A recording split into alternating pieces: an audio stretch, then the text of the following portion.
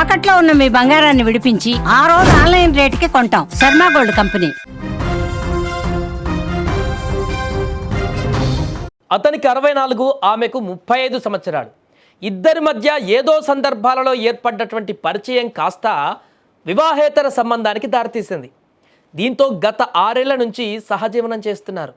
అయితే ఈ ఇద్దరి మధ్య తలెత్తినటువంటి ఒక వివాదం నేపథ్యంలో మహిళను ఇప్పుడు అత్యంత దారుణంగా హత్య చేశాడు. హత్య చేసిన తర్వాత మృతదేహం ఆనవాళ్లు కనిపించకుండా ఉండేందుకు ఆ వ్యక్తి చేసిన పని తెలిస్తే షాక్ అవ్వడమే కాదు, అతని క్రిమినల్ మైండ్ చూస్తే ఇప్పుడు మీరు ఆశ్చర్యపోతారు. అంత దారుణమైనటువంటి ఆలోచనతోనే చేశాడు ఈ మర్డర్. ఉత్తరప్రదేశ్లోని ఝాన్సీకి చెందిన రామ్ సింగ్ పరిహార్ అనే రిటైర్డ్ రైల్వే ఉద్యోగి ప్రీతి అనే మహిళతో గత 6 ఏళ్లుగా సహజీవనం చేస్తున్నాడు.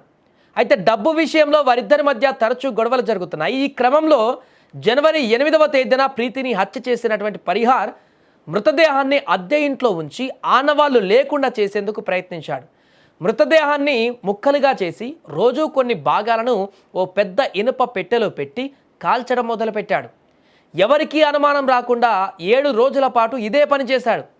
శనివారం రాత్రి మిగిలిన శరీర భాగాలు కాలిపోయిన ఎముకలు ఉన్న పెట్టెలను తన రెండో భార్య ఇంటికి తరలించేందుకు ఓ లోడర్ ఆటోను మాట్లాడుకున్నాడు. ఇదే అతన్ని పట్టించిందిగా. అయితే ఆటోలో ఆ ఇనుప పెట్టెను పెట్టుకున్న ఆటో డ్రైవర్కి అందులో నుంచి భయంకరమైనటువంటి దుర్వాసనతో పాటు పెట్టె నుంచి కారుతున్నటువంటి ద్రవాన్ని చూసి భయాందోళనకు గురయ్యాడు అతను. దీంతో వెంటనే పోలీసులకు సమాచారం అందించాడు. అయితే ఘటనా స్థలానికి చేరుకున్న పోలీసులు అక్కడికి వచ్చేలోపే ఈ నిందితుడు రామ్ సింగ్ అక్కడి నుంచి పారిపోయాడు. అయితే పోలీసులు పెట్టెను తెరిచి చూడగా అందులో కాలిపోయిన స్థితిలో ఉన్నటువంటి ఒక మనిషి ఎముకలు, శరీర భాగాలు కనిపించాయి. ఒక్కసారిగా షాక్ అయ్యారంతా వారు. ఈ ఘటన పైన హత్య కేసు నమోదు చేసినటువంటి పోలీసులు హత్యకు సహకరించాడన్నటువంటి అనుమానంతో నిందితుడి కుమారుడిని మరో వ్యక్తిని అదుపులోకి తీసుకొని విచారిస్తున్నారు. పరారీలో ఉన్నటువంటి రామ్ సింగ్ కోసం ఇప్పుడు ముమ్మరంగా గాలిస్తున్నారు. కానీ చూడండి ఎంత దారుణమైనటువంటి మైండ్ సెట్ తోటి ఇవాళ రేపు మనుషులు ఉన్నారనేది మనకు దీన్ని బట్టి అర్థమవుతుంది. ఇప్పటికే చాలా సందర్భాల్లో చూసాం. గతంలో డ్రమ్లో పెట్టి చంపేసినటువంటి ఘటనలు, ఎక్కడికక్కడ ముక్కలు చేసి నదిలో పడేసినటువంటి ఘటనలు, ఇంకొకటి ఇంట్లోనే పూర్తిగా సిమెంట్తో ప్లాస్టింగ్ చేసి అందరూ కలిపేసేటువంటి ఘటనలు. అంటే ఒక చంపేసిన తర్వాత వ్యక్తిని దొరకకుండా ఉండడానికి ఎంత క్రిమినల్ మైండ్ను ఉపయోగిస్తున్నారో వ్యక్తులు అనేటువంటిది మనకు రోజుకొక వార్త చూసినప్పుడల్లా ఒక కొత్త అంశం వెలుగులోకి వస్తుంది. ఈ వ్యక్తి కూడా వీరు చేసిందే తప్పు, అక్రమ సంబంధం పెట్టుకున్నారు, సహజీవనం కొనసాగించారు.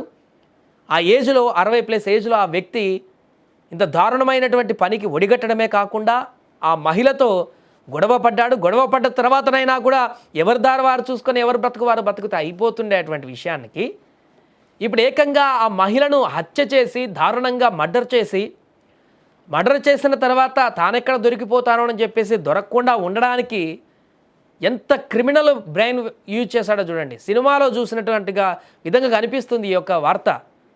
సినిమాలో కనుక డైరెక్టర్లు కొత్త ఇన్నోవేషన్ తోటి ఏదో చేస్తారు చూస్తున్నారు, అలా కనిపిస్తుంది ఈ ఘటన.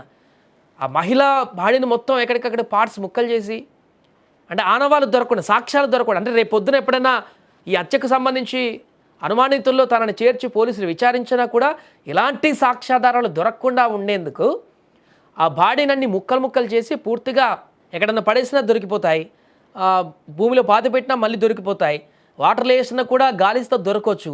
కానీ అసలు గాల్లోనే కలిసిపోయేటువంటి విధంగా ఏ ఆనవాళ్ళు కూడా లేకుండా ఉండాలంటే ముక్కలు చేసి ఆ ముక్కల్ని కాలబెట్టేసి బూడిద చేసి ఆ బూడిదను గాల్లో కలపాలని చెప్పేసి అనుకున్నాడు ఆ వ్యక్తి. అందుకే దశల వారీగా 7 రోజుల పాటు కొన్ని ముక్కలను, బాడీ పార్ట్స్ అన్నింటినీ కూడా తీసుకువెళ్ళి బయట కాల్చేసి ఎవరికి తెలియకుండా గాల్లో కలిపేసి చివరి పార్ట్స్ ఏదైతే ఉన్నాయో వాటిని తీసుకువెళ్తుండగా దొరికేశాడు. చేసిన పాపం ఊరికే పోదు కదా. పోలీసులు ఇన్ఫర్మేషన్ అందగానే వెంటనే అక్కడికి చేరుకున్నారు. అసలు విషయాన్ని కనిపెట్టి ఇప్పుడు ఇన్వెస్టిగేషన్ చేస్తున్నారు. అతన్ని పరారులో ఉన్నటువంటి కోసం గాలిస్తున్నారు. ఇప్పుడు తీసుకెళ్ళి జైలు వేసేటువంటి పరిస్థితి ఏర్పడింది. ఏదేమైనా కానీ ఈ ఘటన మనుషుల రోజుకి పెరిగిపోతున్నటువంటి క్రూయల్ మైండ్ సెట్ ఏ రకంగా ఉంటుందనే దానికి మరొక ఉదాహరణగా మారింది.